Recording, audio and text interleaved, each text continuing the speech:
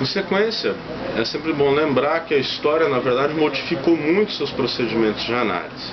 Ela não se reduz hoje somente a uma análise da biografia, uma análise de um contexto, pensando esse contexto enquanto uma relação de data-fato, uma relação cronológica.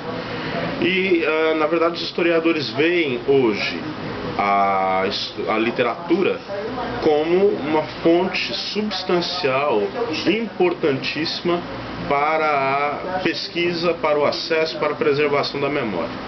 Nós podemos dizer que, na verdade, a literatura, os livros de literatura, são, em grande medida, verdadeiras máquinas de construção de memória e máquinas de construção de subjetividade, máquinas de construção da sensibilidade.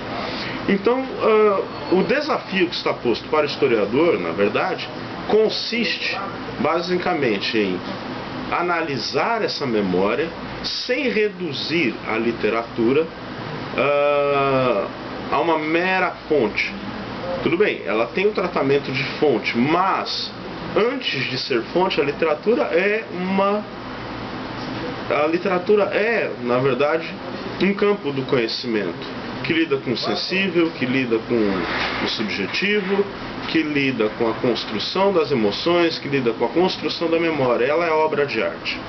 Então o desafio consiste em entender a memória sem reduzir o texto literário a um mero documento puramente, ou então negligenciar a sua dimensão eminentemente artística.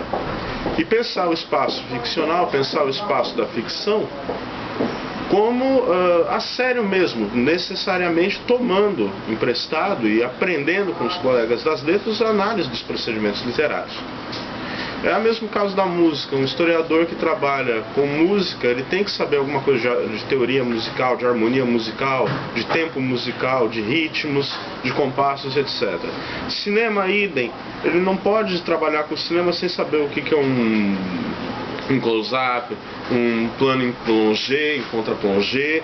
Ele tem que ter esse domínio dessa linguagem. Com a literatura é a mesma coisa. O que é as modalidades de narrativa, as estratégias textuais, a construção das personagens, os estilos de enredo, as remissões internas do campo da literatura, o que uma geração debate com a outra, seus entrecruzamentos, a análise mesmo, no ponto de vista semântico e sintático. Nada disso pode escapar ao historiador.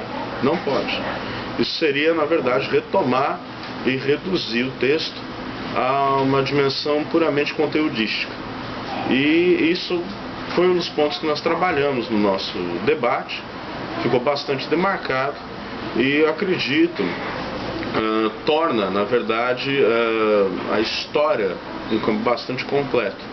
Na medida em que a história, e essa é uma das questões que a torna interessante, ela precisa o tempo todo recorrer a procedimentos de outros campos.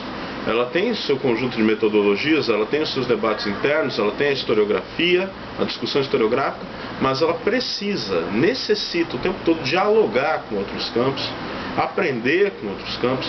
Aprender mesmo é uma operação perigosa, mas tem que ser feita com cuidado, com muito rigor. Mas o historiador tem necessariamente que aprender com os colegas de outros campos do saber como esses campos operam, sob pena de fazer uma análise muito aquém, muito ruim, muito superficial da memória que ele se propõe a estudar, que ele se propõe a corrigir, que ele se propõe a analisar. Basicamente é isso.